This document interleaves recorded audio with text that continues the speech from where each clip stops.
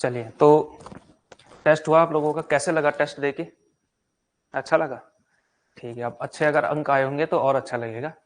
तो पहला ही क्वेश्चन देखो, खड़ी बोली हिंदी का पहला महाकाव्य माना जाता है, ठीक है। तो पहला तो है खड़ी बोली हिंदी, है ना, और उसका पहला महाकाव्य। तो पहला महाकाव्य किसको माना जाता है इसमें? इसका ऑप्शन नंबर क्या है? प्रिय प्रवास। सी इसका सही उत्तर होगा। जो जिसका सी है उसमें वो 4 नंबर देगा, और गलत उत्तर है तो 1 नंबर काटेगा, ठीक है, -1। ये अब ये केवल राइट और रॉन्ग कर सकते हैं आप, ठीक। तो इसका है प्रिय प्रवास, ठीक है। कामायनी आपका अंतिम महाकाव्य है, आप लोग जानते ही हैं। अंतिम महाकाव्य आएगा तो कामायनी करना है। रामचरितमानस सबसे प्रसिद्ध है, और साकेत भी महाकाव्य है मैथिली शरण गुप्त का, ठीक है। आगे बढ़ेंगे सीधा।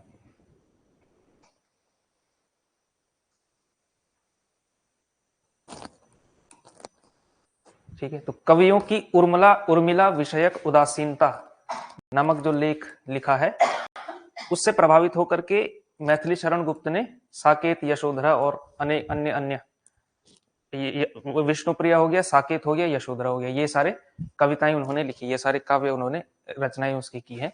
तो वो लेख किसका था? ये कवियों की उर्मिला विषयक उदासीनता नामक लेख ये किसका था? ये क्वेश्चन समझ में आया? थोड़ा इसकी लैंग्वेज इस तरह से। तो इसकी लैंग्वेज इसमें क्या है? इसका सही उत्तर क्या है? ऑप्शन नंबर ये बी, महावीर प्रसाद द्विवेदी। तो महावीर प्रसाद द्विवेदी ने सरस्वती पत्रिका में जिसका ये संपादन करते थे, एक छद्म नाम से उन्होंने नाम रखा था भुजंग भूषण भट्टाचार्य। लिख दिया मैंने, भुजंग भूषण भट्टाचार्य इन्होंने नाम लिखा था, ठीक है। और भुजंग भूषण भट्टाचार्य नाम से ये लेख लिखा गया था, कवियों की उर्मिला विषयक उदासीनता, ठीक है। तो उसमें फिर उन्होंने दिखाया था कि किस तरह से कुछ स्त्री पात्रों को हमेशा उपेक्षित रखा गया है हमारी साहित्य की परंपरा में, और इस वजह से क्या है उनका, तो उर्मिला को केवल उन्होंने एक लिया था, लेकिन उसके अलावा बहुत सारी स्त्रियों का उन्होंने जिक्र उसमें किया था, ठीक है। अगला क्वेश्चन, हाँ, द्विवेदी युग का नामकरण किसके नाम पर हुआ है? ये तो द्विवेदी युग का सबसे आसान क्वेश्चन है, ठीक है। 4 द्विवेदी दिए हुए हैं आपको, महावीर प्रसाद द्विवेदी, हजारी प्रसाद द्विवेदी, सोहनलाल द्विवेदी, शांति प्रिया द्विवेदी। तो इसमें सही उत्तर क्या है आपका? महावीर प्रसाद द्विवेदी, ठीक है। तो महावीर प्रसाद द्विवेदी आपने करना। हजारी प्रसाद द्विवेदी आलोचक हैं, साहित्यकार हैं, निबंध, ललित निबंध, निबंधों में महान, और उपन्यासकार में ऐतिहासिक उपन्यास इन्होंने लिखे हुए कर रखा है आप लोगों ने। सोहनलाल द्विवेदी कवि हैं, और किस काल के कवि हैं? छायावादोत्तर काल के कवि हैं। छायावादोत्तर यानी कि उत्तर छायावाद, जिस टाइम के बच्चन है ना, हरिवंश राय बच्चन, और उसी टाइम पे रामधारी सिंह दिनकर भी हैं, उसी काल के हैं सोहनलाल द्विवेदी। और शांति प्रिया द्विवेदी, इनका नाम शायद आप लोगों ने ना सुना हुआ हो, ये एक आलोचक हैं, इनको प्रभाववादी आलोचक माना जाता है, ठीक है। जब आलोचना आएगी तो प्रभाववादी आलोचना हम करेंगे, उसमें इनका नाम थोड़ा बहुत आ जाएगा एज ए कॉन्सेप्ट, ठीक है। तो महावीर प्रसाद द्विवेदी ये है।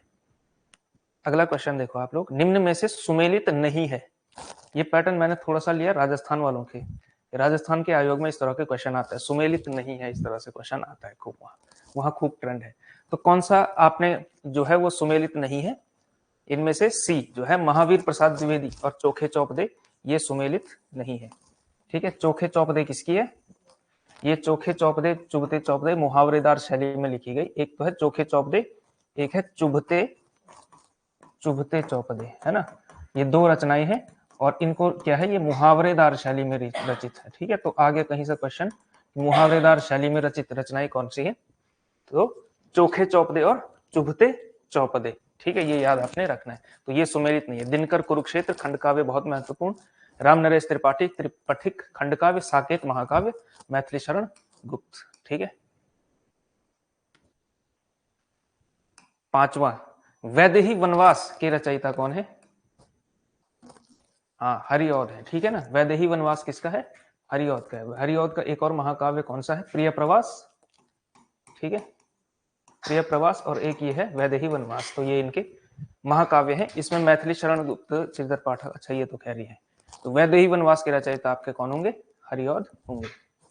आगे बढ़ते हैं, इसमें छठा क्वेश्चन देखेंगे, प्रिय प्रवास में राधा के किस रूप का वर्णन मिलता है? ये क्वेश्चन किया आप लोगों ने?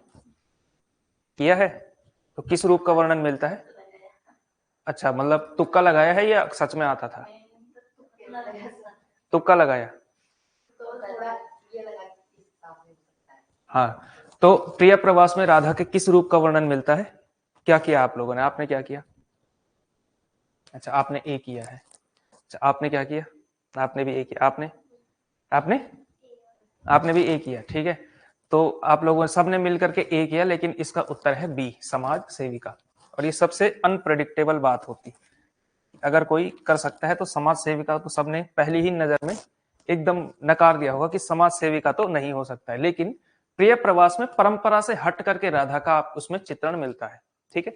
जैसे जो आज तक की परंपरा मिली है, किसी ने विरहिणी नायिका के रूप में उसका चित्रण किया है, ठीक है, कि जब कृष्ण जा चुके हैं मथुरा तो वृंदावन में जो किस तरह से गोपी और राधा एक विरहिणी के रूप में रही है, तो उसके विरह में रहने, कृष्ण के विरह में रहने वाली नायिकाओं का आज तक वर्णन किया था। लेकिन ये क्योंकि 1914 का है, अब देखो आप लोग इसको वहां से कनेक्ट किया जा सकता है, कहां से? नवजागरण काल से, जो द्विवेदी युगीन नवजागरण चल रहा था।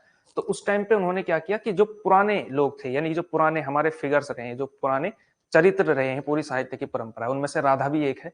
राधा का अब तक का चित्रण विरहिणी नायिका का था, लेकिन क्योंकि नवजागरण करना है, ठीक है, समाज सुधार और अनुशासनवादी धारा वो सब चल रहा था, इस वजह से क्या है, समाज सेविका, ठीक है। तो उसमें मतलब चित्रण इस तरह से मिलता है कि घर चाहे ना आए, लेकिन क्या करें, समाज की सेवा कर रहे हैं। कृष्ण अगर समाज की सेवा कर रहे हैं तो मुझे भी क्या करना चाहिए, समाज के हित में अपने जीवन को देना चाहिए, केवल ऐसा बैठ करके नहीं रहना चाहिए विरहिणी नायिका की तरह, ठीक है। तो ये याद रखना आप लोग। आगे बढ़ेंगे, 7वां क्वेश्चन देखो। द्विवेदी युग की कविता की विशेषता नहीं है। तो द्विवेदी युग की कविता की विशेषता कौन सी नहीं है? इतिवृत्तात्मकता,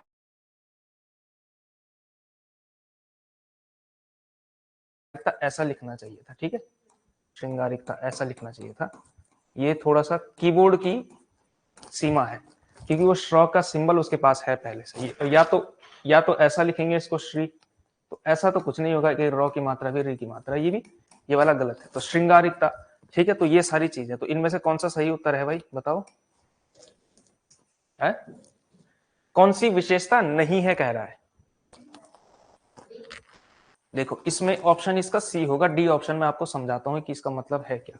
श्रृंगारिकता जो है द्विवेदी युग की विशेषता नहीं है।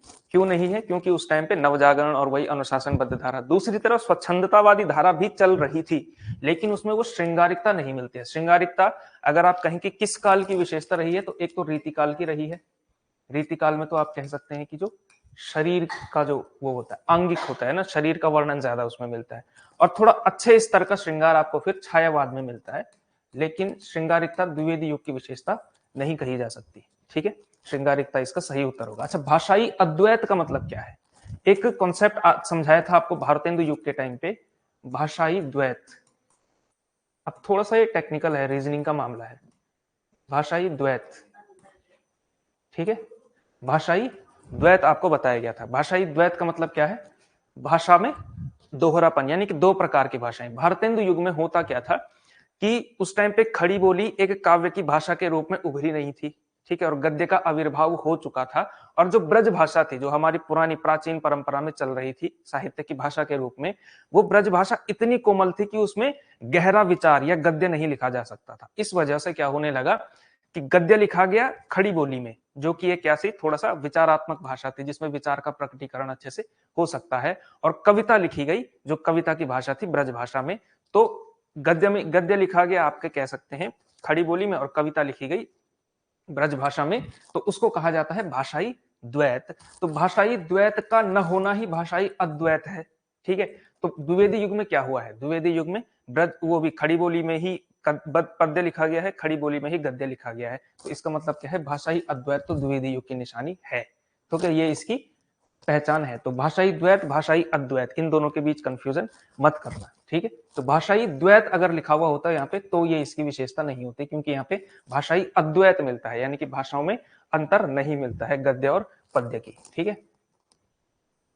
चलो भाई आगे बढ़ेंगे इसमें।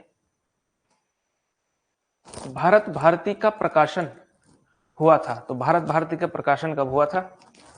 1912 में हुआ था। मैंने आपको कहा है कि कोई कुछ महत्वपूर्ण रचनाएं जो हैं, कुछ महत्वपूर्ण रचनाएं जैसे राम की शक्ति पूजा है, कामायनी है, ठीक है, या फिर यही है भारत भारती वगैरह, तो जैसे प्रिय प्रवास है 1914 में लिखा गया था।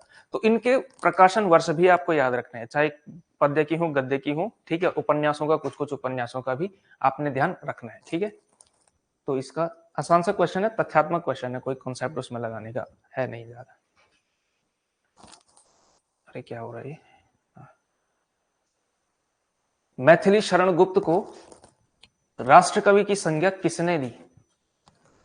ये करवा रखा है आप लोगों को क्लास में। हाँ, तो ये संज्ञा किसने दी है? महात्मा गांधी ने दी है। डी ऑप्शन इसका सही उत्तर होता है, ठीक है। इसमें कुछ करवाने लायक क्या है? और दूसरे महाकवि, दूसरे राष्ट्रकवि किसको माना जाता है? राष्ट्रकवि एक एक तो आप कह सकते हैं मैथिली शरण गुप्त को, और दूसरे माना जाता है दिनकर को, ठीक है। तो ये दो राष्ट्रकवि अब तक हिंदी में हुए हैं, उनको राष्ट्रकवि की संज्ञा मिली हुई है। 10वां क्वेश्चन देखो, दादा भाई नौरोजी को विदेश में काला कहे जाने पर शोभपूर्ण कविताएं किसने लिखी हैं? तो बताओ किसने लिखी हैं शोभपूर्ण कविताएं? ठीक है, ऑप्शन देखो, भारतेंदु हरिश्चंद्र, प्रेमघन, प्रताप नारायण मिश्र, बालकृष्ण भट्ट।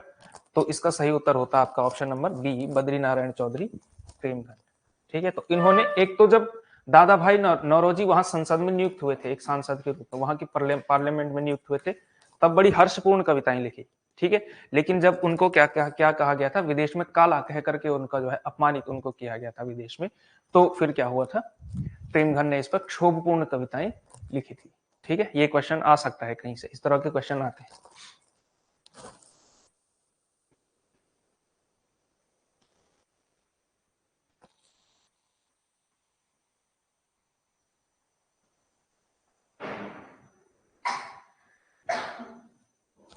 इसका साइज अपने आप ही बढ़ता जा रहा है।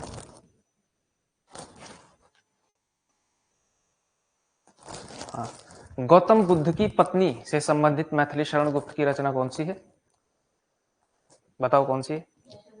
हाँ, यशोधरा जो है ये रचना है गौतम बुद्ध की पत्नी से संबंधित।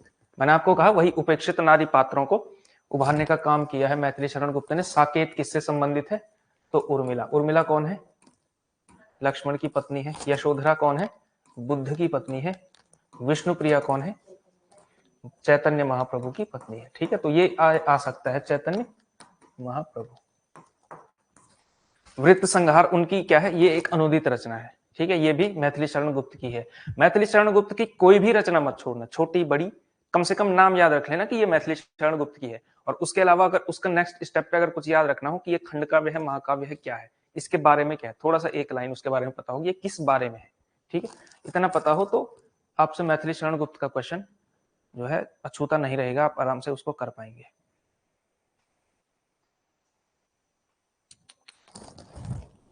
के साथ बढ़ता ही जा रहा है इसका। अच्छा, निम्न में से मैथिली शरण गुप्त की रचना नहीं है, तो कौन सी नहीं है? रेणुका। रेणुका जो है मैथिली शरण गुप्त की रचना नहीं है। रेणुका रचना है रामधारी सिंह दिनकर की रचना, ठीक है। रेणुका, हुंकार वगैरह वगैरह ये सारी रचनाएं दिनकर की हैं। यशोधरा जयद्रथ, और दूसरी तरह से भी किया जा सकता था, अगर आपको पता है कि पंचवटी है इसकी, यशोधरा भी है ही, जयद्रथवत भी है इनकी, है ना। तो रेणुका नहीं हो सकती है। रेणुका का नाम आपने नहीं सुना है तो रेणुका पे आप तुक्का लगा सकते हैं, ठीक है। ये तुक्का नहीं है, ये तो क्वेश्चन सॉल्व करने का तरीका है, ठीक है। बाकी के 3 विकल्प अगर आपको पता है तो चौथा विकल्प आपके लिए अपने आप ही उत्तर हो जाता है।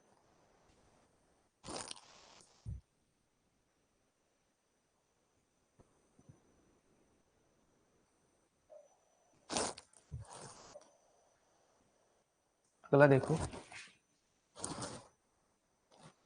भारतेंदु युग को वर्तमान काल किसने कहा है? तो बताओ किसने कहा है भारतेंदु युग को वर्तमान काल?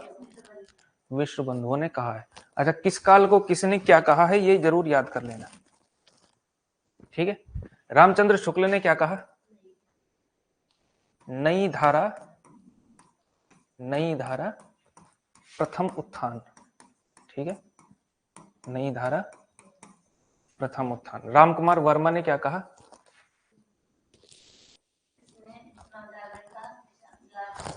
हाँ, इन्होंने कहा है नव जागरण, ठीक है। रामकुमार वर्मा ने आधुनिक काल कहा, भारतेंदु युग को। हाँ, आधुनिक काल, ठीक है। तो ये याद रखें। और मिश्र बंधुओं ने वर्तमान काल कहा है, क्योंकि उस समय का वर्तमान यही था। मिश्र बंधु आप देख सकते हैं, मिश्र बंधुओं का जो मिश्र बंधु विनोद प्रकाशित हुआ था वो 1913 में प्रकाशित हुआ था, ठीक है।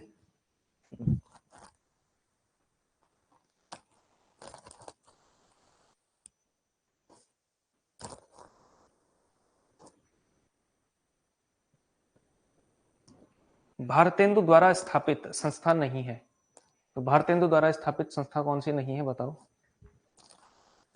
कविता वर्धनी सभा, पैनी रीडिंग क्लब, तदीय समाज या कवि वचन सुधा? तो भारतेंदु द्वारा स्थापित संस्था कौन सी नहीं है?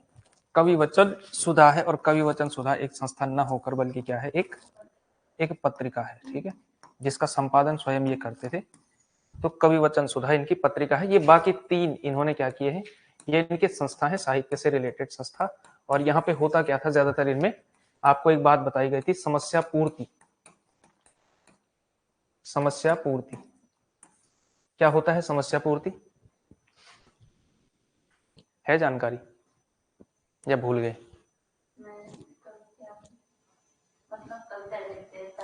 हाँ वही, तो समस्या पूर्ति वही है। समस्या पूर्ति में क्या करते हैं, एक आपको एक अंतिम पंक्ति दी जाती है, आखिरी लाइन दी जाती है, और ऊपर के सारी पंक्तियां आपको खुद लिखनी पड़ती हैं, ठीक है। तो इस तरह से लिखना, उसको कहा जाता है समस्या पूर्ति। आपको एक समस्या दी गई और उसको आपने कंप्लीट करना है, ठीक है। इस तरह से ये जो स्टाइल होता था उस टाइम का, इसको कहा गया समस्या पूर्ति। भारतेंदु योग की एक बहुत महत्वपूर्ण और बहुत ही कह सकते हैं आप, यानी कि बहुत प्रेवलेंट उस टाइम की प्रवृत्ति रही है समस्या पूर्ति। आ सकता है कहीं से कि समस्या पूर्ति किस समय की क्या है, यह समस्या पूर्ति है क्या, इस तरह से आ सकता है। इस तरह की चीजें याद रखनी चाहिए, ठीक है। जो किसी युग विशेष की ही विशेषता है ना, उसका तो याद रखना ही चाहिए।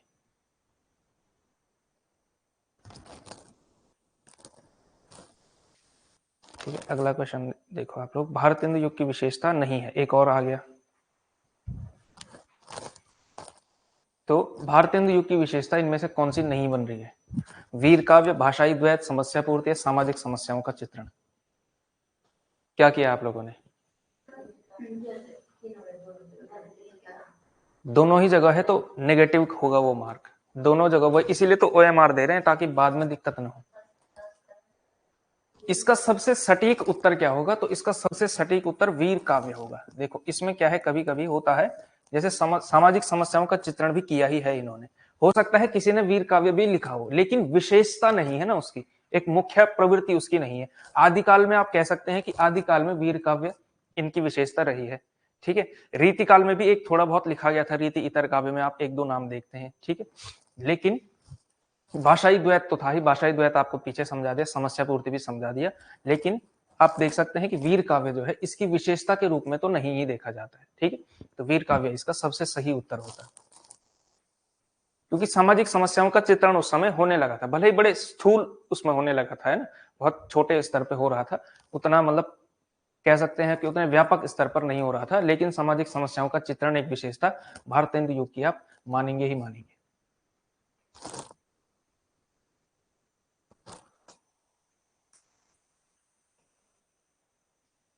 अच्छा, अब देखो अगला क्वेश्चन, इनमें से भारतेंदु मंडल का लेखक है? तो इसमें मैं इस तरह से भी लिखा जा सकता है कि भारतेंदु मंडल का लेखक नहीं है या है। तो ये थोड़ा सा कठिन प्रश्न भी बन सकता है, जबकि इनमें से कहेंगे कि कौन नहीं है, और तीन चार चारों नाम आपके भारतेंदु युग के दिए हुए हों, इसलिए भारतेंदु मंडल के जितने भी 5-6 आपको रचनाकार लिखा रखे हैं उनका नाम याद कर लेना, इस तरह से याद करना है, ठीक है। करने की तैयारी, केवल रचनाकार तक सीमित मत रहना, क्वेश्चन किसी भी तरह से पूछा जा सकता है, ठीक है। तो बद्री नारायण चौधरी प्रेमघन भारतेंदु मंडल के रचनाकार हैं। बाकी सरदार पूर्ण सिंह आप देखते हैं कि द्विवेदी युग और उसके बाद के आगे गद्य में ज्यादा सक्रिय रहे हैं, ठीक है। मैथिली शरण गुप्त द्विवेदी युग के रचनाकार, अयोध्या सिंह उपाध्याय द्विवेदी युग के कवि, ठीक है। तो बद्री नारायण चौधरी आपके सही उत्तर होंगे इसमें।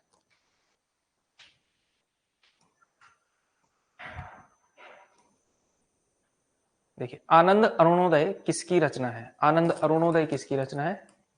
तो बताओ किसकी रचना है? आनंद अरुणोदय बालकृष्ण भट्ट, प्रेमघन, सुभद्रा कुमारी चौहान या दिनकर? तो प्रेमघन का, ठीक है। ये भी क्वेश्चन आसान हुआ है इन दो ऑप्शंस की वजह से, ठीक है। लेकिन पेपर में थोड़ा सा यही भारतेंदु युग के ही सारे पूछ लिए जाते तो दिक्कत हो सकती थी, ठीक है। लेकिन थोड़ा सा याद अच्छे से कर लेना, जिसने किसी ने गलत किया होगा तो इन दोनों के बीच में ही किया होगा, किसी ने बालकृष्ण भट्ट कर दिया होगा। तो अगर मतलब ये प्रैक्टिस आपकी इस तरह से भी बन सकती है कि कभी अगर तुक्का लगाने का मन करे या कभी मतलब गेस करने का मन करे तो इस तरह से भी किया जा सकता है। थोड़ा बहुत याद आ रहा है कि आनंद अरुणोदय किसी भारतेंदु युग के रचनाकार की थी, तो इन दोनों के बीच फिर आ जाता है, इन दोनों के बीच आप जो है कर सकते हैं, गेस कर सकते हैं इन दोनों में से किसी एक पर। ठीक है, तो इस तरह के क्वेश्चन आपने परीक्षा में अटेम्प्ट करने ही करने हैं, जिसमें आप दो प्रश्न जो है, दो ऑप्शंस को आप मतलब एलिमिनेट कर सकते हैं। तो एलिमिनेशन मेथड में ये एक ठीक ठाक माना जा सकता है, इसको अटेम्प्ट करना चाहिए। ठीक है, अगला क्वेश्चन देखेंगे, भारतेंदु जी के संपादकत्व में इनमें से कौन सी पत्रिका निकलती थी? कौन सी पत्रिका निकलती थी इसमें? हाँ, हरिश्चंद्र चंद्रिका जो थी इनके संपादकत्व में निकलती थी। ठीक है, हंस निकलती थी प्रेमचंद के इसमें। ठीक है, बाकी पत्रिकाओं का उतना महत्व शायद नहीं है, उतना सुना भी नहीं जाता है, और ये आपने याद रखना है।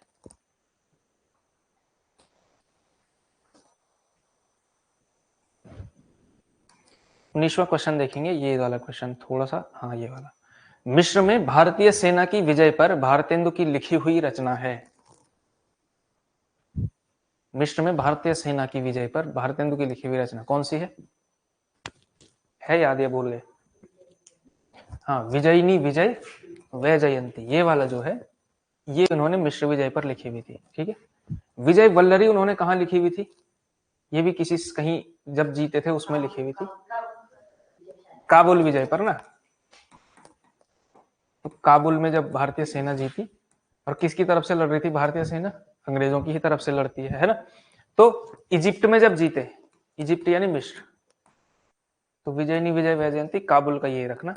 फूलों का गुच्छा तो उस पर है ही नहीं, विजय दशक मैंने सिर्फ ऐसे ही नाम एक लिख लिया था। ठीक है, ये तीनों रचनाएं हैं, विजयनी विजय वह जयंती, विजय वल्लरी, फूलों का गुच्छा, ये तीनों भारतेंदु की रचनाएं हैं। हिंदी का स्टील किसे कहा जाता है? बढ़िया क्वेश्चन है। हिंदी का स्टील किसे कहा जाता है? बालकृष्ण भट्ट को कहा जाता है, सही जवाब है बालकृष्ण भट्ट। ठीक है, हिंदी का स्टील किसको कहा जाता है? बालकृष्ण भट्ट को कहा जाता है। अब बताओ कि हिंदी का एडिशन किसे कहा जाता है? एडिशन, आज ये थॉमस अल्वा एडिशन नहीं है, ठीक है, बल्ब वाला, ये निबंधकार। ठीक है, तो प्रताप नारायण मिश्र को कहा जाता है एडिशन। ये आपने अपने नोट्स में अगर आपने नहीं मेंशन किया हुआ है तो जब जो टेस्ट में इस तरह के तथ्य आते हैं वो आपने नोट्स में आपने एडिट करना है। ठीक है, नोट्स को। हाँ, तो इसका सही उत्तर होगा बी, बालकृष्ण भट्ट। प्रताप नारायण मिश्रा आपने घर पे जाकर के लिख लेना है इसको, एडिशन। ठीक है, कहीं पे तो नोट्स में इस चीज को मेंशन कर देना अगर ये नोट्स में नहीं है तो। इस तरह के क्वेश्चन पूछे जा सकते हैं। और कहा किसने है इनको? तो रामचंद्र शुक्ल ने। ठीक है, आचार्य रामचंद्र शुक्ल ने लिखा इस तरह से है कि जो भूमिका वहां यानी कि यूरोप में या अंग्रेजी साहित्य में एडिशन ने निभाई थी, वही भूमिका में प्रताप नारायण मिश्र यहाँ पे नजर आते हैं। ठीक है, किसमें? क्योंकि प्रताप नारायण मिश्र थोड़ा सा हास्य व्यंग्य वाले और हास्यात्मक निबंधों के लिए जाने जाते हैं, और एडिशन की भी थोड़ा बहुत आप कह सकते हैं पहचान वहां पे उसी तरह की है यूरोप में, यानी कि अंग्रेजी साहित्य में। इस वजह से प्रताप नारायण मिश्र को कहा जाता है हिंदी का एडिशन, और इनको कहा जाता है हिंदी का स्टील। स्टील भी रचनाकार रहा है। ठीक है, ब्राह्मण पत्रिका का संपादन किसने किया? बताओ, ब्राह्मण पत्रिका। अच्छा, हाँ, प्रताप नारायण मिश्र। एक चीज उसमें भारतेंदु युग में रह चुकी है, पत्रिकाएं कुछ कुछ जो थी वो शायद नहीं लिखी गई है आपकी। ठीक है, तो पत्रिकाएं हम कर लेंगे इसमें। तो ब्राह्मण पत्रिका का संपादन किसने किया है इनमें से? प्रताप नारायण मिश्र ने। ठीक है, और इसको लेकर के एक बड़ा प्रसिद्ध किस्सा भी आता है, क्योंकि उस टाइम पे बड़ी उससे गुजरते थे ये, जब भी कोई पत्र खूब निकलते थे उस टाइम पे, लेकिन कह सकते हैं कि आर्थिक स्थिति कमजोर हो जाने की वजह से बहुत सारे पत्र जो है बंद हो जाते थे। और बंद होने का कारण क्या होता था? आर्थिक स्थिति खराब हो जाती थी पेपर की। ठीक है, तो जब पैसे नहीं होंगे तो कहां से पत्र निकलेगा? तो इस ब्राह्मण पत्र को लेकर के 4 महीने जब हो गए थे इसको, और जो सब्सक्राइबर थे इस पत्र के उन्होंने देना शुरू नहीं किया, तो उसके फ्रंट पेज पर फिर प्रताप नारायण मिश्र ने एक पंक्ति लिखी थी, 4 मास बीते जजमान, बीते जजमान, क्योंकि पत्रिका क्या है? ब्राह्मण है ना। तो जो उसको सब्सक्राइब कर रहा होगा ब्राह्मण पत्रिका का जो पाठक होगा उसको क्या कहा? जजमान कहा। कि 4 मास बीते, यजमान करेंगे यार, यजमान, अब तो करो दक्षिणा दान, अब तो करो दक्षिणा दान। तो ये प्रताप नारायण मिश्र ने उस टाइम पे लिखा था। 4 मास बीते जजमान, अब तो करो दक्षिणादान, ये फ्रंट पे लिखा था जब उन्होंने जो है उनको कह सकते हैं उसका जो खर्चा होता है, जो सब्सक्रिप्शन की फीस होती है उसकी, वो नहीं दिया था। इसके बाद उन्होंने ये पत्र इसमें फ्रंट पेज पर ये लिखा था। अगला क्वेश्चन लिखेंगे, श्रीधर पाठक की मौलिक रचना कौन सी है इनमें से? मौलिक रचना समझते हैं आप लोग, जो उन्होंने खुद ही लिखी है, कहीं से ना उठाई है ना कहीं से अनुवाद किया है। देखो, एकांतवासी योगी, शांत पशिक और ऋतु संहार, ये इनकी अनुदित रचनाएं हैं। गुणवंत हेमंत इनकी मौलिक रचना है, तो इसका उत्तर क्या होगा? डी होगा। गुणवंत हेमंत इनकी मौलिक रचना है। ठीक है, तो ये अगर अनुवादित रचनाएं अगर आपने याद कर रखी है, अनुदित रचनाएं की अनुदित रचनाएं कौन कौन सी है, तो आप आराम से उसको कर लेंगे। ठीक है,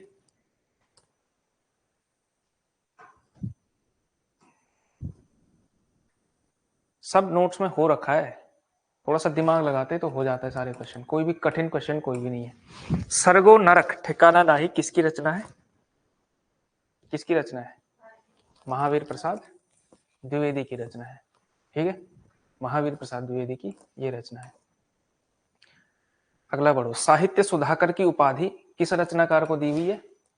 बताओ, साहित्य सुधाकर, नाथुराम शर्मा, शंकर, इनको 3 उपाधियां मिली हुई हैं। एक साहित्य सुधाकर, आगे भी 2 आएंगी। ठीक है, नाथुराम शर्मा शंकर, साहित्य सुधाकर। ठीक है, ये द्विवेदी युग के रचनाकार रहे।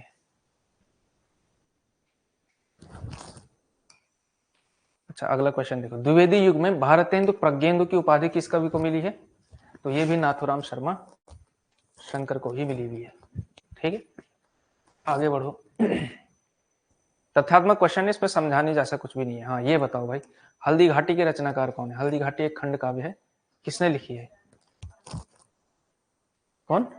श्याम नारायण पांडे, बोलो ना। हाँ, श्याम नारायण पांडे, श्याम नारायण पांडे की रचना है हल्दी घाटी। वही कि जो चेतक बन गया निराला था, वो वाले जो वर्णन आता है, वो कविता आपने सुनी होगी बचपन में, वो यहीं से हल्दी घाटी श्याम नारायण पांडे का प्रसिद्ध वीर गाथात्मक आप कह सकते हैं एक खंड काव्य है। आगे बढ़ेंगे, इसमें 27वां क्वेश्चन देखो, मैथिली शरण गुप्त के रहस्यवादी गीतों का संयोजन किस कृति में किया गया है? बताओ, ये थोड़ा सा टेक्निकल तरह का क्वेश्चन था, अगर आप लोगों को तो इस यहीं पे कॉन्सेप्ट काम आता है। ठीक है, तथ्य रटा हुआ नहीं भी है, हर जगह रटा काम नहीं आता है।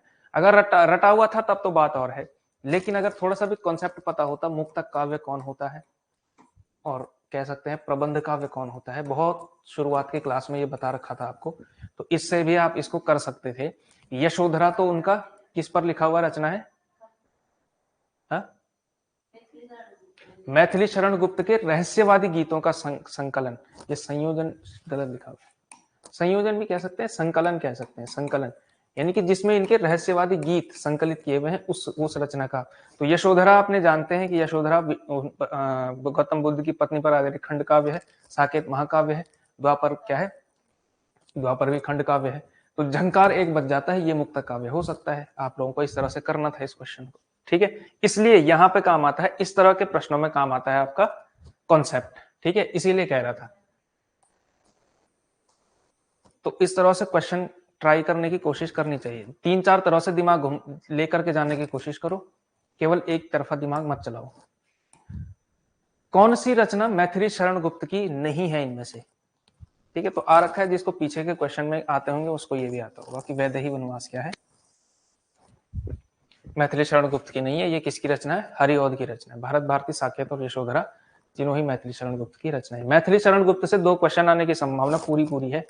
द्विवेदी युग से अगर 4 क्वेश्चन आएंगे तो 4 में से 2 क्वेश्चन आपको देखने को मिलेगा मैथिली शरण गुप्त से। ठीक है, इसलिए मैथिली शरण गुप्त द्विवेदी युग से सबसे इंपॉर्टेंट आदमी है। अगला क्वेश्चन देखो, किस पत्रिका में हरिश्चंद्र को भारतेंदु की संज्ञा या फिर उपाधि कह सकते हैं कि भारतेंदु की संज्ञा देने का प्रस्ताव हुआ था? सार सुधा निधि। ठीक है, 29वां क्वेश्चन, सार सुधा निधि इसका सही उत्तर होगा। ठीक है, तो सार सुधा निधि, इसमें सार सुधा निधि पत्रिका में इनको कह सकते हैं कि भारतेंदु, भारतेंदु मतलब भारत प्लस इंदु, यानी कि भारत का चांद। मैथिली शरण गुप्त की अनुदित रचना नहीं है, मैथिली शरण गुप्त की 3 अनुदित रचनाएं हैं और तीनों ही इसमें ली हुई है। तो इस तरह से कैसे याद करना है, देखो प्लासी का युद्ध, मेघनाथ वध और वृत्त संहार, ये तीनों ही अनुवादित रचनाएं हैं, इन्होंने अनुवाद किया हुआ है। और जयिनी क्या है, कार्ल मार्क्स की पुत्री है जैनी, उस पर आधारित एक काव्य लिखा हुआ है जयिनी। ठीक है, तो जैनी जो कि किसकी पुत्री है, मार्क्स की, कार्ल मार्क्स की। मार्क्सवाद आपको समझा रखा है। ठीक है, और कह सकते हैं आप लोग यूरोप में दार्शनिक हुआ कार्ल मार्क्स। ठीक है, उसकी पुत्री जैनी, और जैनी के जीवन पर आधारित काव्य लिखा हुआ है जयिनी। और ये तीनों इनकी अनुदित रचनाएं हैं, प्लासी का युद्ध, मेघनाथ वध और वृत्त संहार।